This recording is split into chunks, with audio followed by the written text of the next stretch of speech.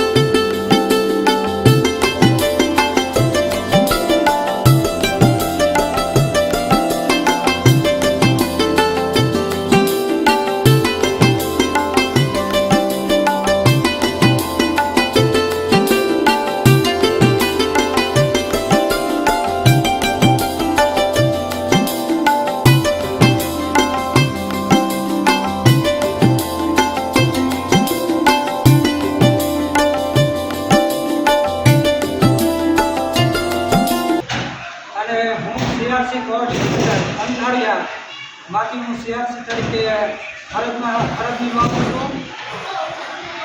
આજના કાર્યક્રમ વિશે આપ શું કહેશો? તો કન્યા કેળવણી મહોત્સવ અને શાળા પ્રવેશોત્સવ કાર્યક્રમ 2025ની ભવ્ય ઉજવણી સમગ્ર ગુજરાતમાં થઈ રહી છે, ત્યારે આપણે તાલુકા વિકાસ અધિકારી સાહેબ શ્રી અશ્વિનભાઈ ટમાલિયા સાહેબ શ્રી અને સીઆરસી તરીકે હું અને આચાર્ય સાહેબ ચમારડી પ્રાથમિક શાળાના અને શિક્ષક મિત્રો અને સમગ્ર ગ્રામજનો અને વિદ્યાર્થી મિત્રો અહીંયા આવ્યા છે અને ચમારડી પ્રાથમિક શાળાની અંદર ખૂબ જ સારી રીતે પ્રવેશોત્સવ કાર્યક્રમની ઉજવણી થઈ રહી છે। તો સરકાર દ્વારા જે આ કાર્યક્રમ કરવામાં આવે છે એ ખૂબ જ ઉપયોગી છે, જેના આધારે ગામ લોકો છે એ આ કાર્યક્રમથી પરિચિત થાય છે અને વધુમાં વધુ કન્યાઓ અને દીકરાઓ અને દીકરીઓ છે એ શાળાઓની અંદર પ્રવેશોત્સવ લઈ રહ્યા છે, જે ગુજરાત સરકારનું પ્રેરણાદાયી એક કાર્ય છે। Bureau report, Bharatsinh Parmar, Surendranagar.